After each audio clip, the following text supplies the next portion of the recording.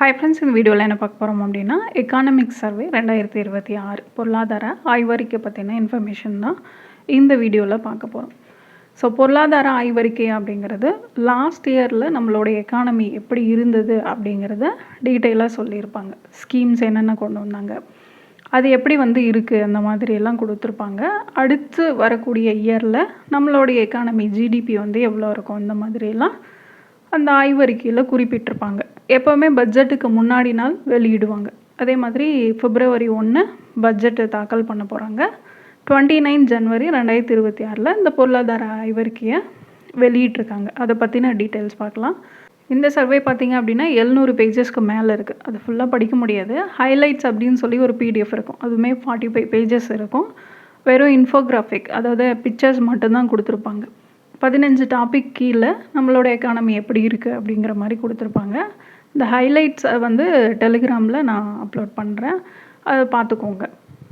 இந்த பொருளாதார ஆய்வறிக்கையை யார் ப்ரிப்பேர் பண்ணுறாங்க அப்படின்னு பார்த்தோன்னா, economic division of the department of economic affairs, நிதி அமைச்சகத்தின் கீழே வரக்கூடிய பொருளாதார விவகாரங்கள் துறையோடைய பொருளாதார பிரிவு தான் இந்த பொருளாதார ஆய்வறிக்கையை ப்ரிப்பேர் பண்ணுவாங்க.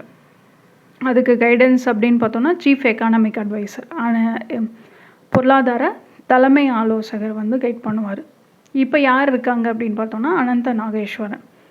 இவங்க பண்ண இந்த பொருளாதார ஆய்வறிக்கையை நிதியமைச்சர் நிர்மலா சீதாராமன் மக்களவை மாநிலங்களவை 2 அவைகள்லேயுமே தாக்கல் பண்ணியிருப்பாங்க.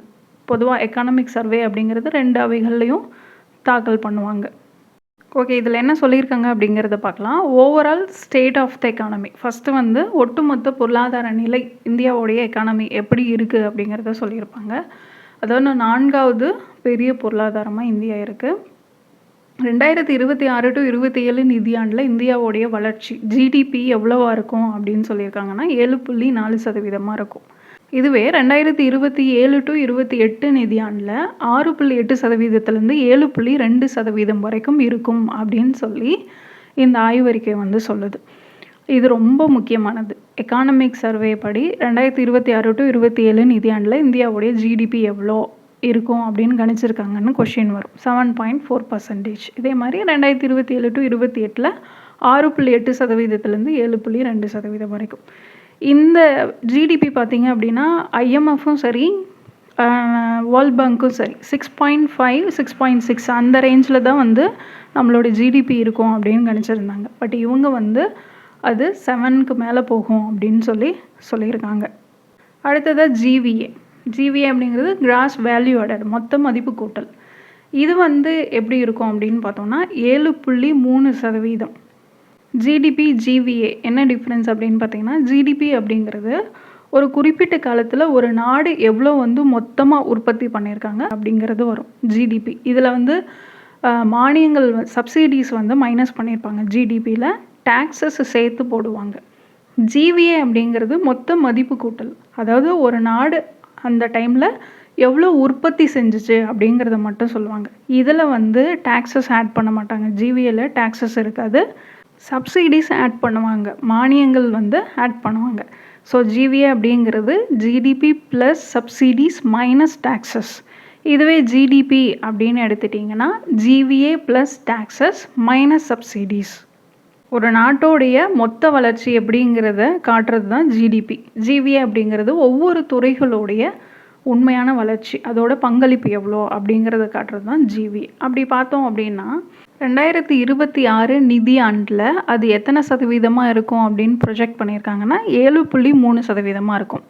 ஸோ ஃபைனான்ஷியல் இயர் 26க்கு ஜிடிபி க்ரோத் 7.4% இருக்கும். ஜிவிஏ க்ரோத் 7.3% இருக்கும் அப்படின்னு சொல்லி கணிச்சிருக்காங்க. இது டோட்டல் ஜிவிஏ. இதுவே ஒவ்வொரு செக்டார்ஸாக எடுத்து பார்த்தோம் அப்படின்னு பார்த்தீங்கன்னா, அக்ரிகல்ச்சரோடைய ஜிவிஏ 3.1%. இது ஃபினான்ஷியல் இயர் 26க்கு. இண்டஸ்ட்ரி ஜிவிஏ பார்த்திங்க அப்படின்னா 6.2%. சர்வீசஸ் செக்டாரில் பார்த்தோம் அப்படின்னா 9.1%. ஸோ இது எதை இண்டிகேட் பண்ணுது அப்படின்னா, இந்த ஜிவிஏ வளர்ச்சியில் இந்தியாவுடைய உற்பத்தி சேவைத்துறை வலுவாக இருக்குது அப்படிங்கிறத உணர்த்துது. ஏன்னா இண்டஸ்ட்ரி செக்டாரும் சர்வீஸ் செக்டார்ஸும் தான் அதிகமாக நம்ம ஜிடிபிக்கும் சரி ஜிவிஏக்கும் சரி அதிகமாக கான்ட்ரிபியூட் பண்ணுறது. அடுத்ததாக ரிஃபார்ம் எக்ஸ்பிரஸ் அப்படின்னு சொல்லி சீர்திருத்த தூண்கள் அப்படின்னு சொல்லி குறிப்பிட்டிருந்தாங்க. அதாவது இந்தியாவுடைய பொருளாதாரத்தோடைய வளர்ச்சி திறனை பொட்டென்ஷியல் ஜிடிபியை 7% அதிகரிக்கிறதுக்கு உதவக்கூடிய 3 முக்கிய சீர்திருத்த தூண்கள் அப்படின்னு சொல்லி கொடுத்துருந்தாங்க. ஃபர்ஸ்ட் ஒன் என்ன அப்படின்னு பார்த்தோம்னா கேபிட்டல் அக்குமுலேஷன், மூலதன குவிப்பு. செகண்ட் ஒன் வந்து லேபர் இன்புட், தொழிலாளர் உள்ளீடு. மூணாவது வந்து டோட்டல் ஃபேக்டர் ப்ரொடக்டிவிட்டி, மொத்த காரணி உற்பத்தி திறன் அப்படின்னு சொல்லி கொடுத்துருந்தாங்க. இது ஒவ்வொன்று கீழேயும் ஒவ்வொரு டாபிக் கொடுத்துருப்பாங்க. மூலதன குவிப்பு கேபிட்டல் அக்குமுலேஷன் அப்படின்னு பார்த்தோன்னா பொருளாதாரத்தை பொறுத்த வரைக்கும் முதலீட்டை அதிகரிக்கிறதுல கவனம் செலுத்துகிறாங்க. சஸ்டைன்டு கேபெக்ஸ், அதாவது அரசாங்கத்தோடைய உள்கட்டமைப்பு திட்டங்களில் தொடர்ந்து முதலீடு செய்கிறது. பாலங்கள் கட்டுறது, ரோடு போடுறது, இந்த மாதிரியான உள்கட்டமைப்பு திட்டங்கள். அடுத்ததாக தனியார் முதலீட்டோடைய மறுமலர்ச்சி, ப்ரைவேட் இன்வெஸ்ட்மெண்ட் ரிவைவல். தனியார் நிறுவனங்கள் மறுபடியும் முதலீடு செய்ய தொடங்குறது. அடுத்ததாக லாஜிஸ்டிக்ஸ் ரிஃபார்ம்ஸ், தளவாட சீர்திருத்தங்கள். பொருள் சேவைகளை திறமையாக கொண்டு செல்வதற்கான அந்த அமைப்புகளை வந்து மேம்படுத்துறது. வீடியோ கொஞ்சம் லென்த்தாக தான் இருக்கும். நம்ம 15 டாபிக்ஸ் கீழே என்னென்ன இம்பார்ட்டண்ட்டாக கொடுத்துருக்காங்க அப்படிங்கிறத பார்க்கணும். செகண்ட் வந்து தொழிலாளர் உள்ளீடு, லேபர் இன்புட் அப்படின்னு சொல்லும். ஸோ தொழிலாளர்களுடைய சந்தையை மேம்படுத்துறது, வேலைவாய்ப்பை வந்து உருவாக்குறது தொடர்பாக என்னென்னலாம் பண்ணலாம் அப்படின்னு சொல்லி கொடுத்துருப்பாங்க. அதிக முறைப்படுத்துதல், கிரேட்டர் ஃபார்மலைசேஷன், முறை சாராத வேலைகளை முறையான வேலைகளாக மாற்றக்கூடியது. அடுத்ததாக தொழிலாளர் குறியீடுகளை வந்து செயல்படுத்துது, இம்ப்ளிமெண்டேஷன் ஆஃப் லேபர் கோட்ஸ். தொழிலாளர் சட்டங்கள் ஏதாவது கடுமையாக இருந்தது அப்படின்னா அது எளிமைப்படுத்தி இணக்கத்தை மேம்படுத்துறதுக்காக இதை பண்ணுறது. மூணாவது வந்து ஸ்கில்லிங் அண்ட் எம்ப்ளாயபிலிட்டி, திறன் மேம்பாடு மற்றும் வேலைவாய்ப்பு. தொழிலாளர்களுக்கு தேவையான திறன்களை பயிற்றுவிப்பதன் மூலமாக அவங்களுக்கு தேவையான வேலை வாய்ப்பை அதிகரிக்கிறது. தேர்ட் ஒன் என்ன அப்படின்னா டோட்டல் ஃபேக்டர் ப்ரொடக்டிவிட்டி, மொத்த காரணி உற்பத்தி திறன் அப்படிங்கிறது. இப்போ இதுக்கு முன்னாடி பார்த்தோம் இல்லையா, தொழிலாளர் மூலதனம், இந்த ரெண்டையும் எவ்வளவு திறமையாக நம்ம பயன்படுத்திக்கிறோம் அப்படிங்கிறத சொல்கிறது தான் இது. டிஜிட்டல் பொது உள்கட்டமைப்பு, டிஜிட்டல் பப்ளிக் இன்ஃப்ராஸ்ட்ரக்சர், டிஜிட்டல் தொழில்நுட்பங்களை பயன்படுத்துறதன் மூலமாக செயல்திறனை அதிகரிக்கிறது. ரெண்டாவது ரெகுலேட்டரி சிம்பிளிஃபிகேஷன், ஒழுங்குமுறையை வந்து எளிமைப்படுத்துறது, வணிகம் செய்கிறத தேவையான அந்த விதிகள் ஒழுங்குமுறைகளை வந்து குறைக்கிறது. எஃபிஷியன்சி கெயின்ஸ், செயல்திறன் ஆதாயங்கள், ஒட்டுமொத்த உற்பத்தி செயல்பாட்டில் செயல்திறனை வந்து மேம்படுத்துறது. இந்த 3 பகுதிகள்லையும் தொடர்ந்து சீர்திருத்தங்களை செய்கிறது மூலமாக இந்தியாவுடைய பொருளாதார வளர்ச்சி திறனை 7% உயர்த்த முடியும் அப்படின்னு சொல்லி இந்த பிக்சரில் குறிப்பிட்டிருக்காங்க. ஸோ இதிலேருந்தும் கொஷின் கேட்கலாம். எப்படி கேட்கலாம்? பொருளாதார ஆய்வு அறிக்கை குறிப்பிட்ட சீர்திருத்த தூண்கள் எவை எவை அப்படின்னு கேட்கலாம். ஸோ அதனால் இந்த மாதிரி இருக்கிறதெல்லாம் பார்த்துக்கோங்க. அடுத்ததான் இந்தியாஸ் க்ரோத் டிரைவர்ஸ், அதாவது இந்தியாவுடைய வளர்ச்சியை அதிகரிக்கக்கூடிய ஃபேக்டர்ஸ் அப்படின்னு பார்த்தோம்னா ப்ரைவேட் கன்சம்ஷன், இன்வெஸ்ட்மெண்ட், மக்களுடைய செலவு திறன், மூலதன உருவாக்கம். இந்த ப்ரைவேட் கன்சம்ஷனை எப்படி சொல்லுவாங்கன்னா private final consumption expenditure, PFCE அப்படின்னு சொல்லுவாங்க. அதாவது தனிநபர் நுகர்வு செலவு.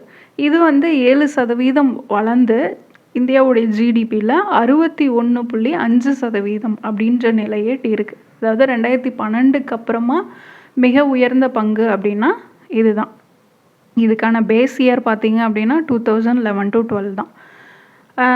இந்த தனிநபர் நுகர்வு செலவு அப்படிங்கிறது 7% வந்து அதிகமாக இருக்குது. இதுக்கு என்ன காரணம் சொல்கிறாங்க அப்படின்னா கிராமப்புறங்களில் பருவமழை அப்புறம் சிறந்த விவசாய உற்பத்தி இருக்கிறதுனால கிராமப்புற மக்களுடைய வருமானம் அதிகமாகி அவங்களுடைய நுகர்வு திறன் வந்து அதிகமாக இருக்குது. நகர்ப்புறம் அப்படின்னு எடுத்துட்டோன்னா நிலையான வேலை வாய்ப்பு இருக்குது, வருமான வரி குறைப்பு, டேக்ஸ் ரேஷனலைசேஷன், இந்த மாதிரியான மாற்றங்களால மக்கள் வந்து அதிகமாக செலவு செய்கிறதுக்கு பணப்புழக்கம் இருக்குது அப்படிங்கிறத குறிப்பிட்டிருக்காங்க. அடுத்ததாக கேபிட்டல் ஃபார்மேஷன், மூலதன உருவாக்கம். இதை எப்படி சொல்லுவாங்க அப்படின்னா cross fixed capital formation, GFCF அப்படின்னு சொல்லுவாங்க.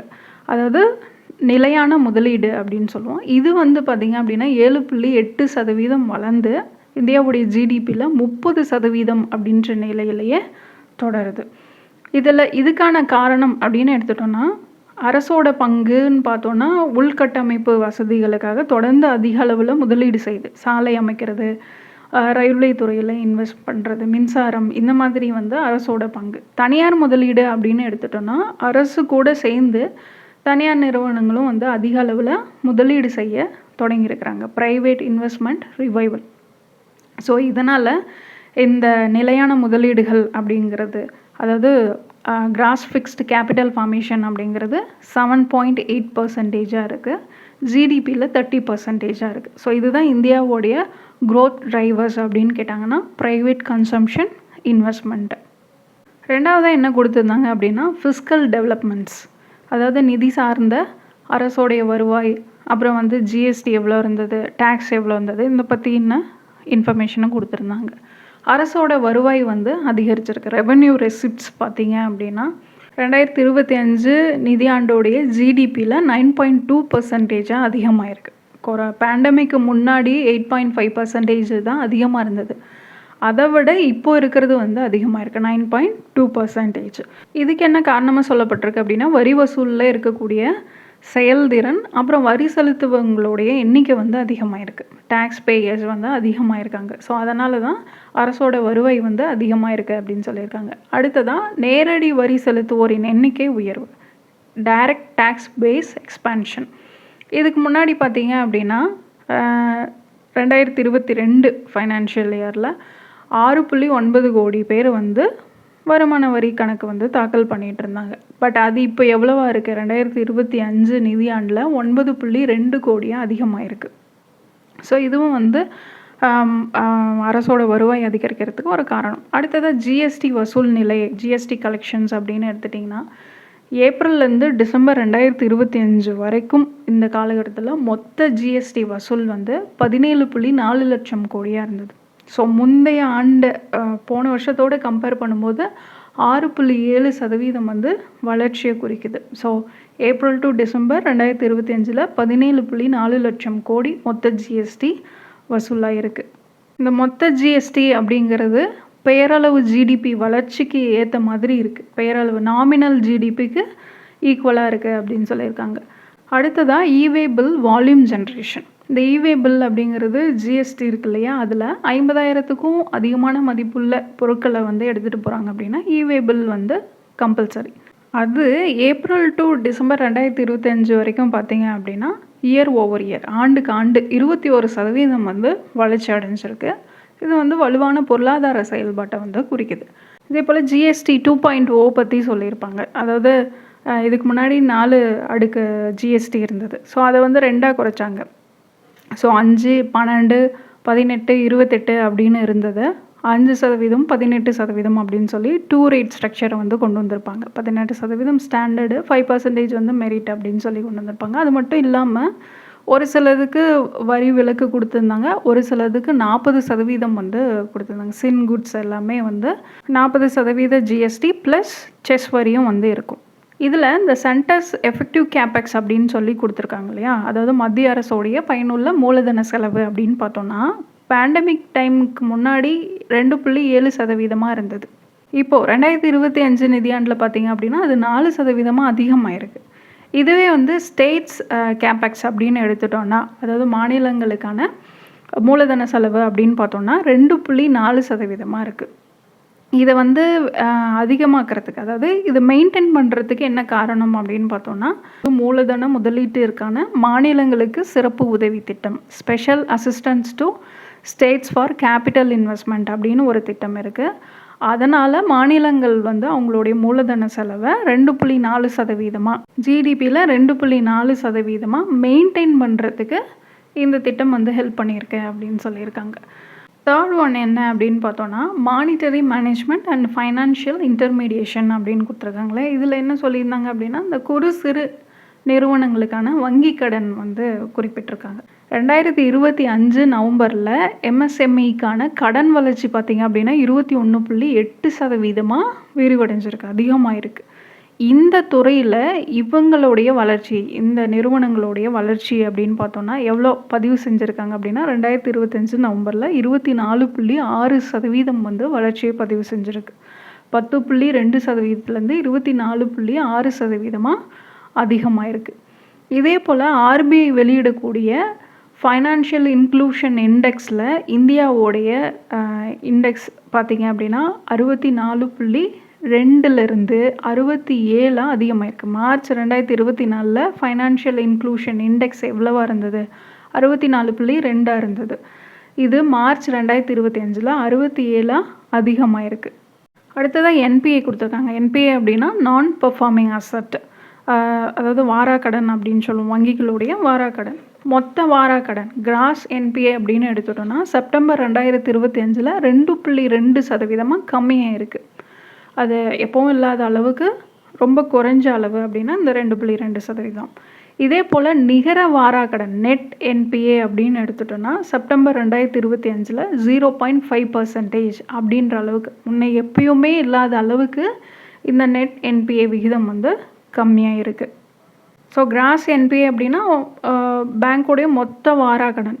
நெட் என்பிஏ அப்படின்னு பார்த்தீங்கன்னா இந்த மொத்த வாராக்கடன்லேருந்து பாதுகாப்பு தொகை இருக்கும் இல்லையா, ஒதுக்கி வச்சுருப்பாங்க ப்ரொவிஷன்ஸ், அதை வந்து மைனஸ் பண்ணிவிட்டு மீதி இருக்கக்கூடிய தொகையை வந்து நெட் என்பிஏ அப்படின்னு சொல்லுவாங்க. இது வந்து வங்கியோட உண்மையான இழப்பு என்னவோ அதை வந்து காட்டும்.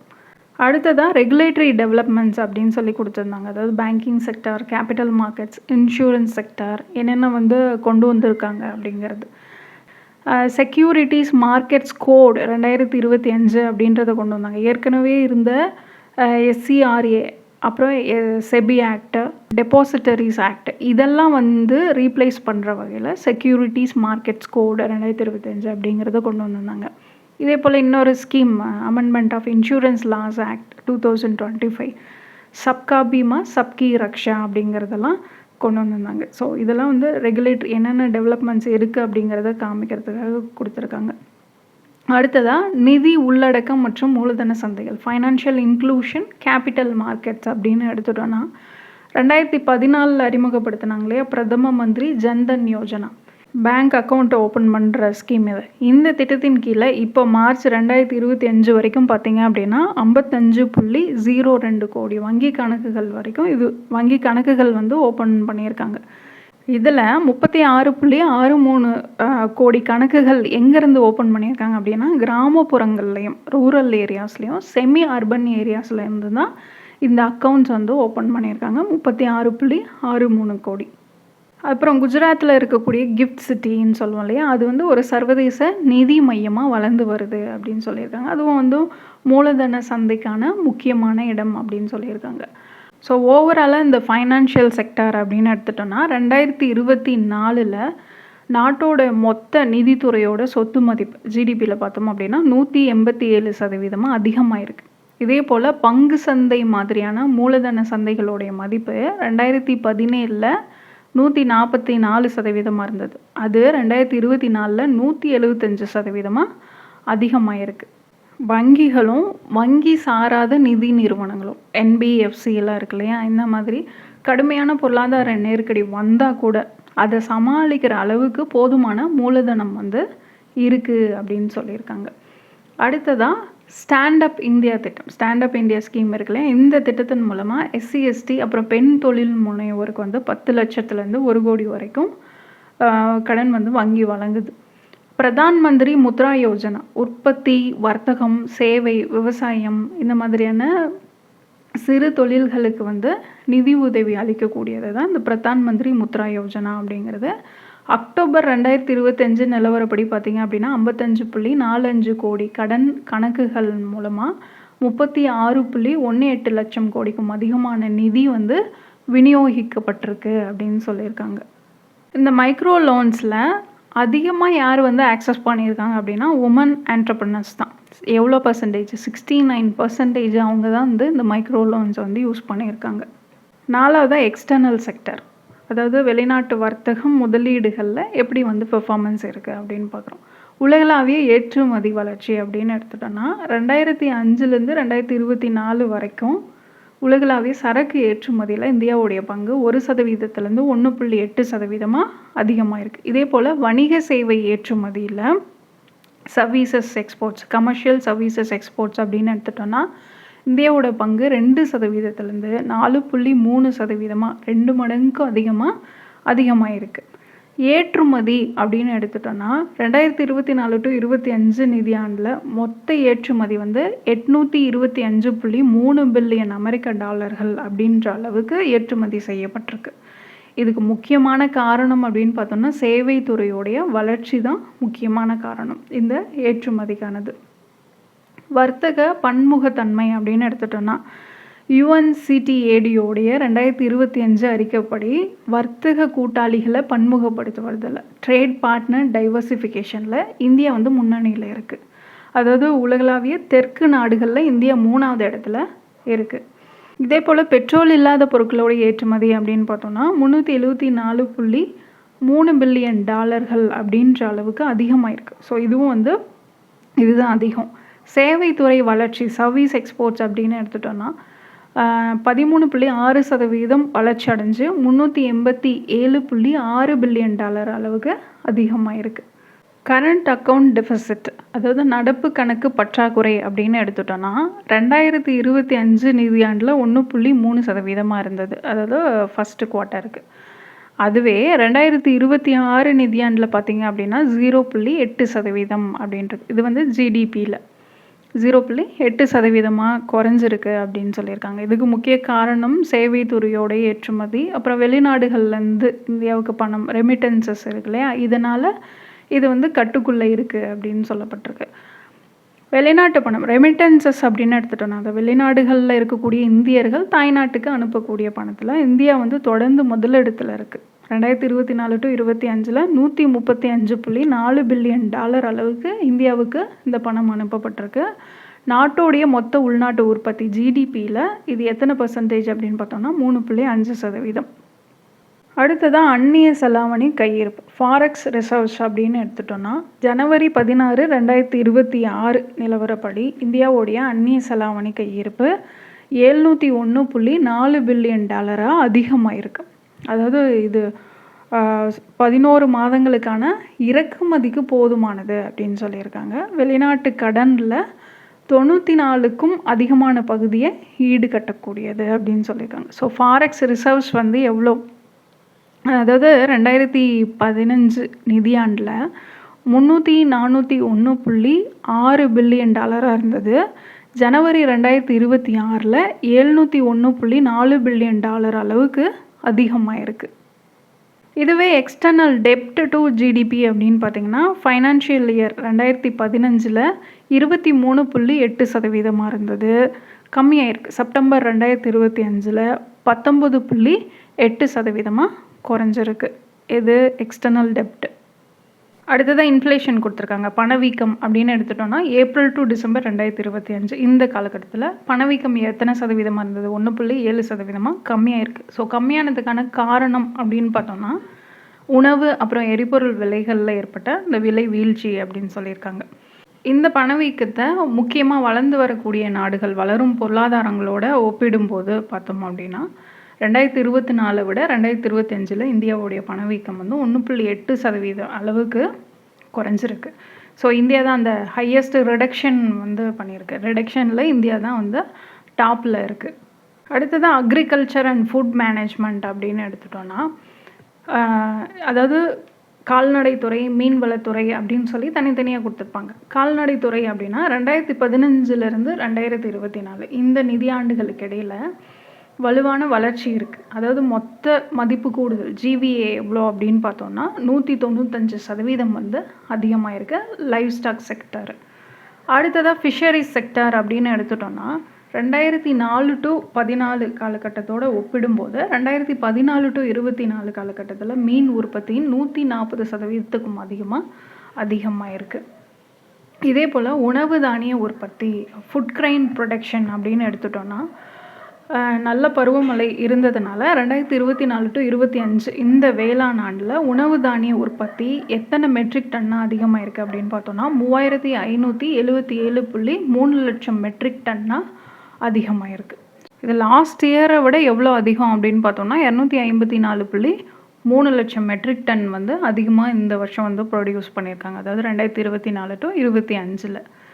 இதுக்கு முக்கிய காரணமாக எந்த பயிர்கள் அதிகமாக விளைவிக்கப்பட்டது அப்படின்னா அரிசி, கோதுமை, சோளம், அப்புறம் சிறுதானியங்கள் இதோடைய அதிகமான உற்பத்தியினால தான் இந்த வளர்ச்சி வந்து ஏற்பட்டிருக்கு. அடுத்ததாக தோட்டக்கலைத்துறை ஹார்டிகல்ச்சர் ப்ரொடக்ஷன் அப்படின்னு எடுத்துட்டோன்னா 2024 to 25 தோட்டக்கலை உற்பத்தி வந்து 362.08 மில்லியன் டன்னாக இருக்குது. அதாவது உணவு தானிய உற்பத்தியை விட ஃபுட் கிரைன் ப்ரொடக்ஷனை விட அதிகம். எவ்வளோ? உணவு தானிய உற்பத்தி எவ்வளோ? 357.73 மில்லியன் டன்னு. பட் தோட்டக்கலைத்துறை அப்படின்னு எடுத்துட்டிங்கன்னா 362.08 மில்லியன் டன்னாக அதிகமாக இருக்குது. வேளாண் ஜீவியேல தோட்டக்கலைத்துறையோட பங்கு அப்படின்னு எடுத்துட்டோம்னா 33%. அடுத்ததாக கவர்மெண்ட் ஸ்கீம்ஸ் இது ரிலேட்டடாக ஃபார்மர்ஸ்க்குன்னு இருக்கக்கூடியது, அக்ரிகல்ச்சர் ரிலேட்டடாக இருக்கக்கூடிய என்னென்ன ஸ்கீம்ஸ் இருந்தது அப்படின்னு கொடுத்துருப்பாங்க. ஸோ அதெல்லாம் என்னென்ன அப்படின்றத பார்த்துக்கோங்க. இதே போல் இன்புட் சப்போர்ட் அப்படின்னு சொல்லிட்டு நிறைய ஸ்கீம் இருக்கும். இநாம் அப்படின்னு ஒரு திட்டம் இருக்குது. எலக்ட்ரானிக் நேஷ்னல் அக்ரிகல்ச்சர் மார்க்கெட் அப்படின்னு சொல்லி கொண்டு வந்திருந்தாங்க. 31 டிசம்பர் 2025 நிலவரப்படி பார்த்தீங்க அப்படின்னா இந்த மின்னணு சந்தை திட்டத்தினால 1.79 கோடி விவசாயிகள், அப்புறம் 2.72 கோடி வர்த்தகர்கள், அப்புறம் 4698 உழவர் உற்பத்தியாளர் அமைப்புகள் வந்து இந்த இநாம் திட்டத்தில் இணைஞ்சிருக்காங்க. இது 23 மாநிலங்கள், 4 யூனியன் பிரதேசங்கள்னு சொல்லி 1522 மண்டிகள் வந்து இதில் இருக்குது. இன்கம் சப்போர்ட் ஸ்கீம்ஸ்னால் இதெல்லாம் minimum support price, Mandhan Yojana, Pradhan Mantri Kisan summon நிதி, இந்த பிஎம் கிசான் இருக்குல்ல, இந்த ஸ்கீம் மூலமாக இது வரைக்கும் 21 தவணைகளை தகுதியுள்ள விவசாயிகளுக்கு 4.09 லட்சம் கோடிக்கும் மேலே நிதி வந்து விவசாயிகளுக்கு வழங்கப்பட்டிருக்கு. இதே போல் ஓய்வூதிய திட்டம்னு சொல்லக்கூடிய பிஎம்கேஎம்ஒய், பிரதான் மந்திரி கிசான் மன்தன் யோஜனா, விவசாயிகளுடைய சமூக பாதுகாப்புக்காக வழங்கக்கூடிய ஓய்வூதிய திட்டம். இதில் 31 டிசம்பர் 2025 நிலவரப்படி பார்த்தீங்க அப்படின்னா 24.92 லட்சம் விவசாயிகள் வந்து பதிவு செஞ்சுருக்காங்க. அடுத்ததாக எல்லாத services from stability to new frontiers அப்படின்னு கொடுத்துருக்காங்க இல்லையா. இதில் என்ன சொல்லியிருந்தாங்க அப்படின்னா சேவைத்துறை 2025 to 26 நிதியாண்டில், அதாவது நிதியாண்டோடைய முதல் பாதியில் நாட்டோட மொத்த உள்நாட்டு உற்பத்தியில் சேவைத்துறையோட பங்கு அப்படின்னு எடுத்துட்டோம்னா 53.6% அதிகமாக இருக்குது. இதே போல் மொத்த மதிப்பு கூட்டலில் ஜிவிஏ அப்படின்னு எடுத்துட்டோம். ஜிவிஏல இந்த துறையோட பங்கு எப்பயும் இல்லாத அளவுக்கு 56.4% வந்து எட்டியிருக்கு அப்படின்னு சொல்லியிருக்காங்க. ஸோ நவீன அப்புறம் டிஜிட்டல் முறை சேவைகளோட வளர்ச்சியை வந்து இது காட்டுது அப்படின்னு சொல்லியிருக்காங்க. உலகளாவிய ஏற்றுமதி அப்படின்னு எடுத்துட்டோன்னா இப்போது வரைக்கும் பார்த்திங்கன்னா உலகின் 7வது மிகப்பெரிய சேவைகள் ஏற்றுமதியாளராக இந்தியா இருக்குது. சேவை வர்த்தகத்தில் இந்தியாவுடைய பங்கு 2005 வெறும் 2% தான் இருந்தது. இப்போது 2024 அது 4.3%, 2 மடங்கு அதிகமாக இருக்குது அப்படின்னு சொல்லியிருக்காங்க. அந்நிய நேரடி முதலீடு எஃப்டிஐ, ஃபாரின் டைரக்ட் இன்வெஸ்ட்மெண்ட் அப்படின்னு எடுத்துட்டோன்னா இந்த அந்நிய நேரடி முதலீட்டை ஈர்க்கிறதுல தொடர்ந்து முதலிடத்தில் இருக்கக்கூடிய துறை அப்படின்னு பார்த்தோம்னா சேவைத்துறை தான், சர்வீஸ் செக்டார் தான். 2023 to 25 நிதியாண்டில் மொத்த எஃப்டிஐயில் சேவைத்துறையோட பங்குன்னு பார்த்தோம்னா 80.2% இருக்குது. 2023 to 25 சர்வீஸ் செக்டார் மட்டுமே 80.2% இருக்குது. அதாவது கொரோனாவுக்கு முன்னாடி எவ்வளவா இருந்தது அப்படின்னு பார்த்தீங்கன்னா, அதாவது 2016 to 20 வரைக்கும் 77.7% தான் அதிகமாக இருந்தது. பட் இப்போது 2023 to 25 சேவைத்துறையோடைய அந்நிய நேரடி முதலீடு ஈர்ப்பு அப்படின்னு எடுத்துட்டோம்னா 80.2% அதிகமாக இருக்குது. அதே மாதிரி சேவைத்துறை தான் நகர்ப்புற வேலை வாய்ப்பையும் இயக்குது அப்படின்னு சொல்லியிருக்காங்க. Service sector drives urban employment. மொத்த வேலை வாய்ப்பில் இந்தியாவுடைய மொத்த வேலை வாய்ப்பில் சேவைத்துறை தான் 30% வேலை வாய்ப்பை வழங்குது அப்படின்னு சொல்லியிருக்காங்க. நகர்ப்புற வேலை வாய்ப்பில் சேவைத்துறையோட பங்கு அப்படின்னு எடுத்துக்கிட்டோம்னா 61.9%. ஸோ நகரங்களுக்கு வந்து உயிர்நாடி மாதிரி சேவைத்துறை இருக்குது அப்படின்னும் சொல்லியிருக்காங்க. அடுத்ததாக விண்வெளி மற்றும் கடல்சார் துறைகளுடைய வணிகமயமாகுதல், கமர்ஷியலைசிங் ஸ்பேஸ் அண்ட் ஓஷன்.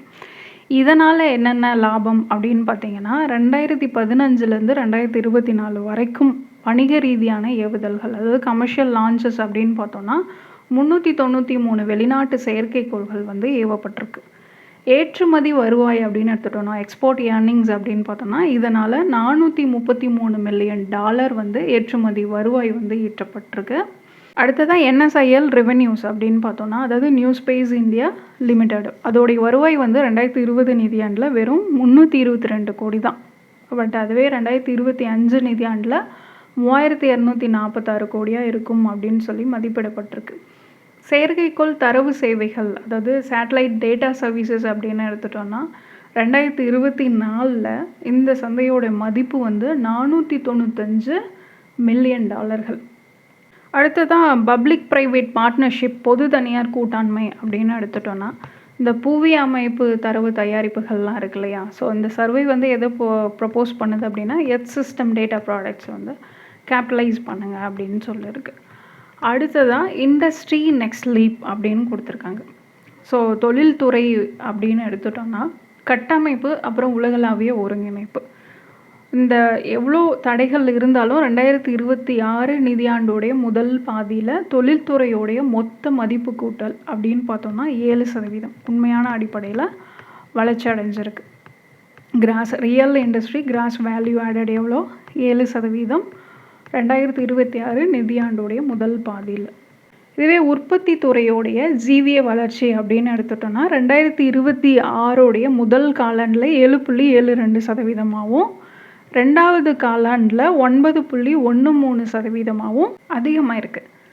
அடுத்தது குளோபல் இன்னோவேஷன் இண்டெக்ஸ் அப்படின்னு எடுத்துட்டோன்னா, அதாவது உலகளாவிய புத்தாக்க குறியீட்டில் இந்தியாவோடைய தரவரிசை அப்படின்னு பார்த்தோன்னா 2019 66வது இடத்துல இருந்தது. அது 2025 38வது இடத்துக்கு முன்னேறி இருக்கு அப்படின்றதையும் குறிப்பிட்டிருக்காங்க. அடுத்ததாக இந்தியாவுடைய செமிகண்டக்டர் மிஷன் பற்றி சொல்லியிருக்காங்க. ஸோ உள்நாட்டு திறன்களை மேம்படுத்துகிற வகையில் 6 மாநிலங்களில் 10 செமிகண்டக்டர் உற்பத்தி அப்புறம் பேக்கேஜிங் திட்டங்களுக்கு ஒப்புதல் அளிக்கப்பட்டிருக்கு. இதில் சுமார் 1.6 லட்சம் கோடி வந்து முதலீடு அடங்கும் அப்படின்னு இருக்காங்க. அதாவது எவ்வளோ வந்து இன்வெஸ்ட் பண்ணியிருக்காங்க அப்படின்னா 1.6 லட்சம் கோடி வந்து இதில் முதலீடு பண்ணியிருக்காங்க. அடுத்ததாக இன்வெஸ்ட்மெண்ட் அண்ட் இன்ஃப்ராஸ்ட்ரக்சர் அப்படின்னு கொடுத்துருக்காங்க.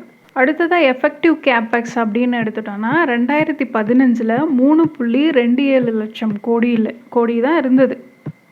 அவ்வளோதான் இந்திய அரசுடைய மூலதன செலவினம். இப்போ அது வந்து 2026 நிதியாண்டில் பார்த்தீங்க அப்படின்னா 15.48 லட்சம் கோடியாக அதிகமாயிருக்கு. கிட்டத்தட்ட 4.2 மடங்கு வந்து அதிகமாயிருக்கு அப்படின்னு சொல்லியிருக்காங்க. அடுத்ததாக ஃபிசிக்கல் கனெக்டிவிட்டி, இதில் வந்து என்ன ப்ரோக்ரஸ் அப்படின்னு பார்த்தோன்னா இந்த நேஷ்னல் ஹைவே நெட்வொர்க் இருக்கு இல்லையா, ரோடு நேஷ்னல் ஹைவேஸ், அது வந்து எவ்வளோ அதிகப்படுத்தியிருக்காங்க அப்படின்னு பார்த்தோன்னா 60% வந்து இன்க்ரீஸ் ஆகிருக்கு. 2014 நிதியாண்டில் மொத்தமாக எவ்வளோ நீளத்துக்கு சாலைகள் போடப்பட்டிருக்கு அப்படின்னா 91,287 கிலோமீட்டர் அளவுக்கு போட்டிருந்தாங்க. அது 2026 நிதியாண்டில் டிசம்பர் வரைக்கும் பார்த்திங்க அப்படின்னா 1,46,572 கிலோமீட்டர் வரைக்கும் இந்த நேஷ்னல் ஹைவேஸ் வந்து நெடுஞ்சாலைகள் வந்து அமைக்கப்பட்டிருக்கு. இதுவே வந்து அதிவேக நெடுஞ்சாலைகள் அப்படின்னு பார்த்தோன்னா ஹை ஸ்பீட் காரிடார்ஸ் அப்படின்னு சொல்லுவாங்க. அது வந்து அதிவேக வழித்தடங்கள் அப்படின்னு பார்த்தோன்னா 10 மடங்கு அதிகமாகிருக்கு. 2014 நிதியாண்டில் 550 கிலோமீட்டராக தான் இது இருந்துச்சு. அது 2026 நிதியாண்டில் பார்த்திங்க அப்படின்னா 5,364 கிலோமீட்டராக அதிகமாகிருக்கு.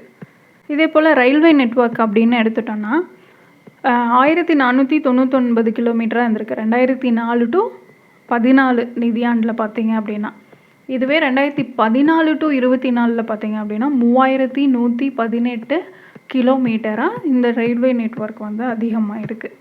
இதே போல் விமான போக்குவரத்து அப்படின்னு பார்த்தோம்னா இந்தியா வந்து உலகின் 3வது மிகப்பெரிய உள்நாட்டு விமான போக்குவரத்து சந்தையாக இருக்குது. World's 3rd largest domestic aviation market அப்படின்னா India.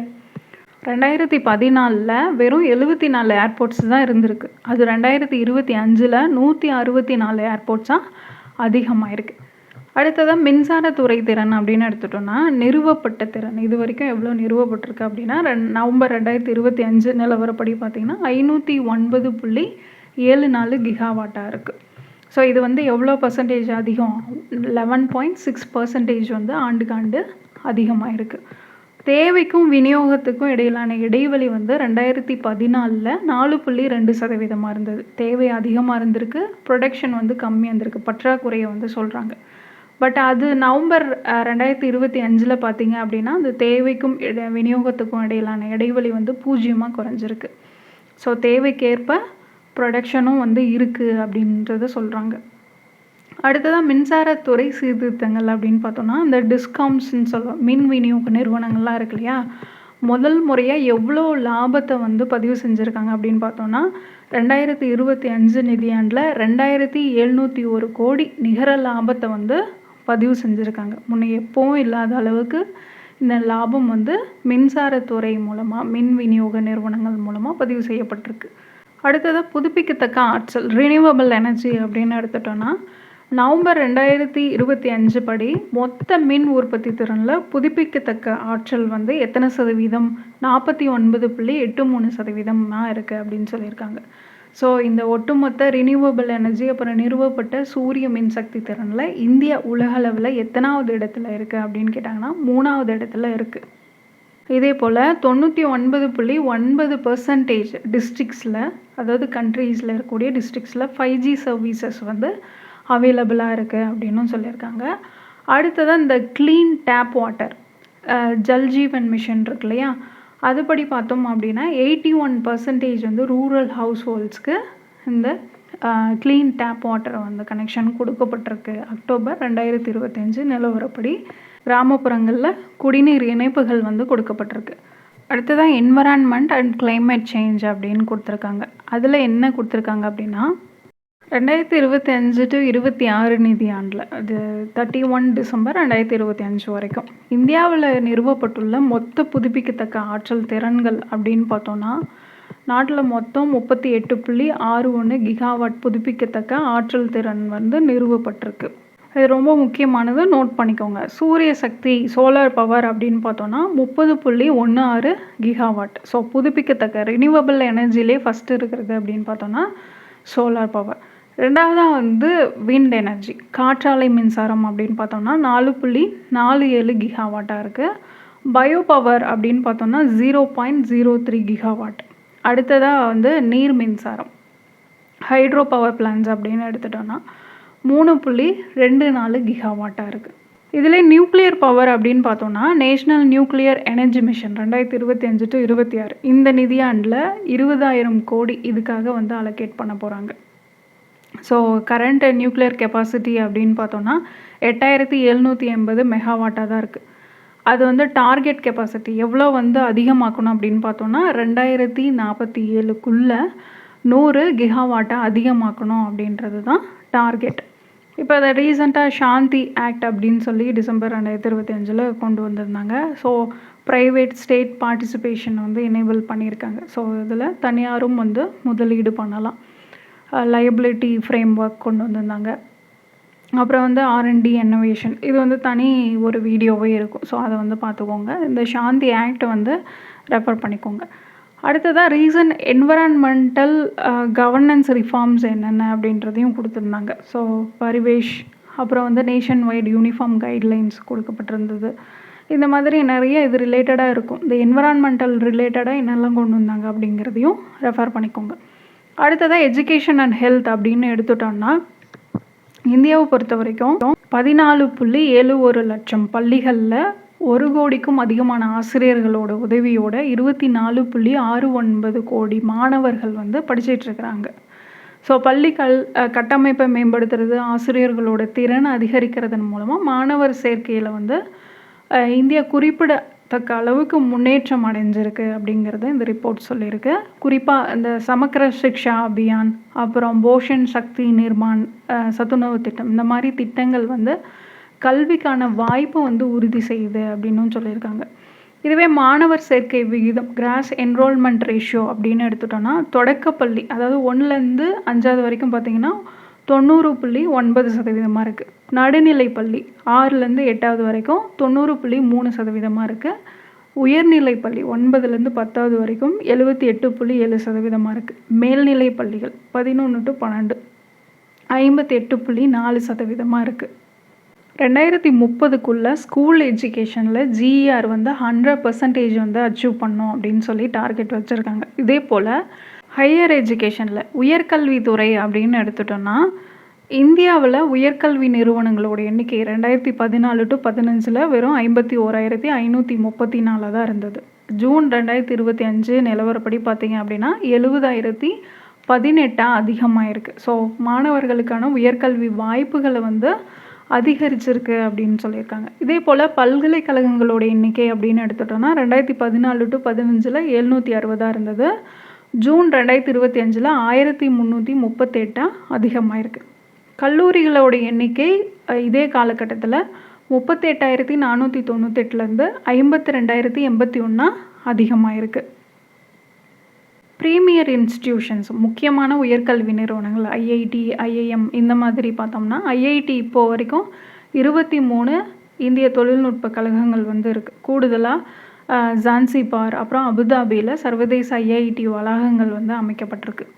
IIM Indian Institute of Management அப்படின்னு பார்த்தோன்னா 21 அதிகமாயிருக்கு. எய்ம்ஸ் பார்த்திங்கன்னா அகில இந்திய மருத்துவ அறிவியல் கழகங்களோட எண்ணிக்கை வந்து 20 அதிகமாயிருக்கு. 2035 உயர்கல்வியில் மாணவர் சேர்க்கை விகிதம் கிராஸ் என்ரோல்மெண்ட் ரேஷியோ வந்து 50% உயர்த்தணும் அப்படிங்கிறது தான் அரசோடைய முக்கியமான இலக்கு. இப்போ ஜிஆர் வந்து எவ்வளோ இருக்குது அப்படின்னு பார்த்தீங்கன்னா 29.5% இருக்குது ஹையர் எஜுகேஷனுக்கு. இது 2022 to 23 ஜிஆர் வந்து 29.5% இருக்குது. 2019 to 20 27.1% இருந்தது. இப்போ 29.5% இருக்குது. அடுத்ததாக ஹெல்த் சுகாதாரத்துறை அப்படின்னு பார்த்தோன்னா தாய்மார்களுடைய இறப்பு விகிதம் மேட்டர்னல் மார்டாலிட்டி ரேஷியோ அப்படின்னு பார்த்தோன்னா 86% வந்து குறைஞ்சிருக்கு. உலகளாவிய சராசரி குறைப்பான 48% விட இது அதிகம் அப்படின்னு சொல்லியிருக்காங்க. அதே போல் 5 வயதுக்குட்பட்ட குழந்தைகளுடைய இறப்பு விகிதம் under 5 mortality rate infant mortality rate 78% குறைஞ்சிருக்கு. பிறந்த குழந்தை இறப்பு விகிதம் நியோநேட்டல் மார்டாலிட்டி ரேட் அப்படின்னு எடுத்துட்டோன்னா 1990 2023 வரைக்கும் பிறந்த குழந்தைகளுடைய இறப்பு விகிதத்தில் இந்தியா 70% வந்து குறைச்சிருக்காங்க. ஸோ உலக சராசரியாக 54% தான். பட் இந்தியா வந்து 70% வந்து அந்த நியோநாட்டல் மார்டாலிட்டி ரேட்டை வந்து கம்மி பண்ணியிருக்காங்க. கடந்த 10 ஆண்டுகளில் அப்படின்னு பார்த்தோம்னா குழந்தை இறப்பு விகிதம் வந்து 37% மேலே குறைஞ்சிருக்கு. இதே போல் அதாவது 2013 1000 பிறப்புகளுக்கு 40 இருந்த இறப்பு எண்ணிக்கை வந்து 2023 25 குறைஞ்சிருக்கு. இது ரிலேட்டடான முக்கியமான திட்டங்கள் அப்படின்னு பார்த்தோன்னா ஜனனி சுரக்ஷா யோஜனா, பிரதான் மந்திரி மாத்ரு வந்தனா யோஜனா இந்த மாதிரியான திட்டங்கள், தரமான மருத்துவ சேவைகளை வழங்கக்கூடிய ஆயுஷ்மான் பாரத் திட்டம் இந்த திட்டம்லாம் செயல்படுத்தப்பட்டு வருது. இதுவே லைஃப் எக்ஸ்பெக்டன்சி அப்படின்னு எடுத்துட்டோன்னா 70.3 வந்து அதிகமாகிருக்கு. 1976 வெறும் 49.7 இருந்தது. அது இப்போது 70.3 அதிகமாகிருக்கு.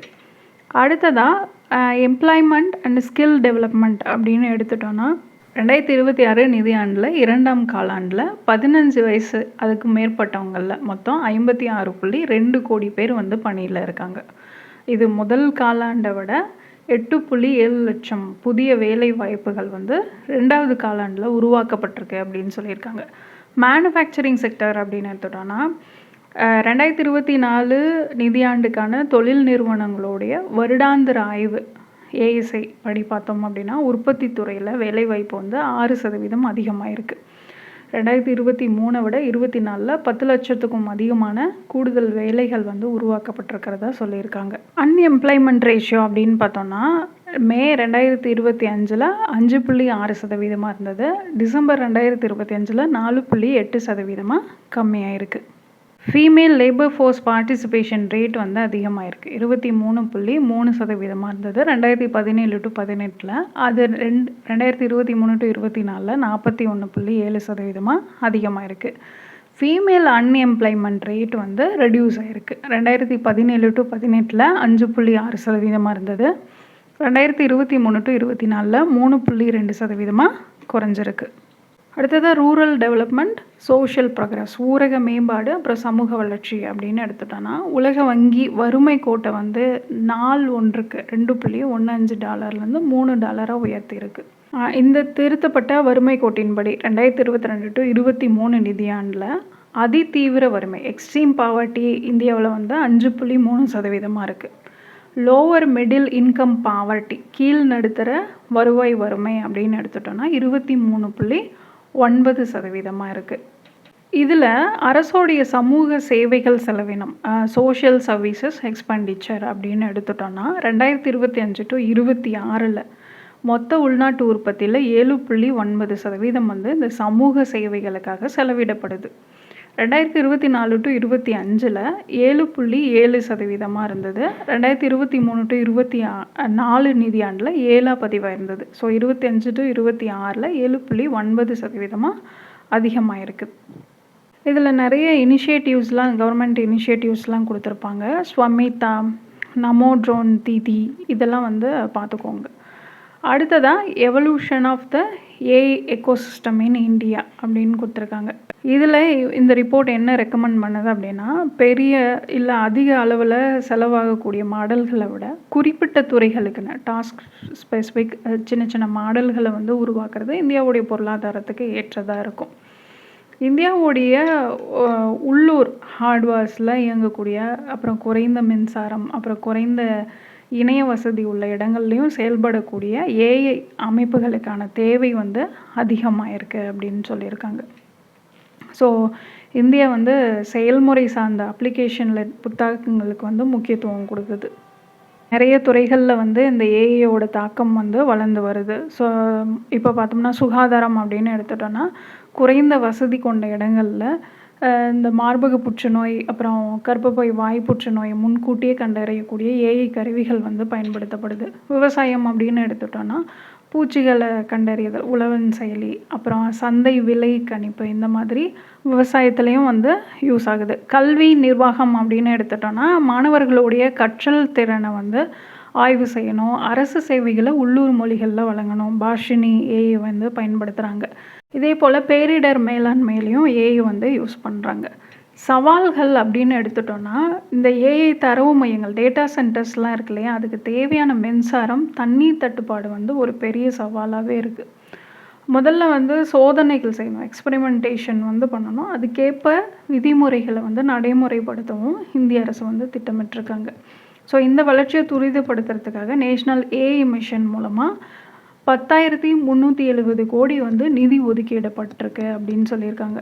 அடுத்ததாக லாஸ்ட்டாக அர்பனைசேஷன், ஸோ நகரமயமாக்கல் அப்படிங்கிறது. இந்திய நகரங்களை வந்து குடிமக்களுக்கானதாக எப்படி வந்து மாற்றலாம் அப்படிங்கிறதுல நமோ பாரத் திட்டத்தை வந்து சொல்லியிருக்காங்க.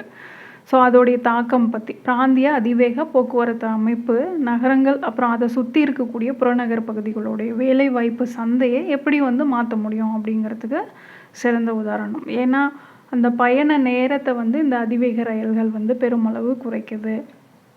அந்த விரைவான போக்குவரத்து வசதினால தான் எங்கே இருந்தாலும் வெகு தொலைவில் இருந்தாலும் நகரங்களில் உள்ள வேலைகளை அவங்க வந்து ஈஸியாக போயிட்டு வர முடியுது, எளிதாக அணுக முடியுது அப்படின்னு சொல்லியிருக்காங்க. ஸோ இந்த அதிவேக இணைப்பு அப்படிங்கிறது போக்குவரத்து வசதி மட்டும் இல்லை, பொருளாதார வளர்ச்சியை நகர்ப்புற விளிம்புகளுக்கு கொண்டு செல்லக்கூடிய ஒரு பாலம் அப்படின்னு சொல்லியிருக்காங்க. இதே போல் தமிழக அரசோடைய நிறைய திட்டங்கள் வந்து இந்த பொருளாதார ஆய்வறிக்கையில் குறிப்பிடப்பட்டிருக்கு. நெய்தல் மீட்சி இயக்கம், அதுக்கப்புறமா பார்த்திங்கன்னா இந்த ஆதிதிராவிடர்களுக்கான பண உறுதி திட்டம், தோழி விடுதி இதெல்லாம் பற்றியும் இந்த பொருளாதார ஆய்வறிக்கையில் வந்து குறிப்பிட்டிருக்காங்க. ஓகே ஃப்ரெண்ட்ஸ், இதோடு இந்த வீடியோ முடியுது. ஸோ இது எந்தெந்த ஸ்கீம்ஸ்லாம் வருது அப்படிங்கிறத மட்டும் தெளிவாக ஒரு டைம் பார்த்துக்கோங்க. அடுத்த ஒரு வீடியோவில் பார்க்கலாம். தேங்க்யூ.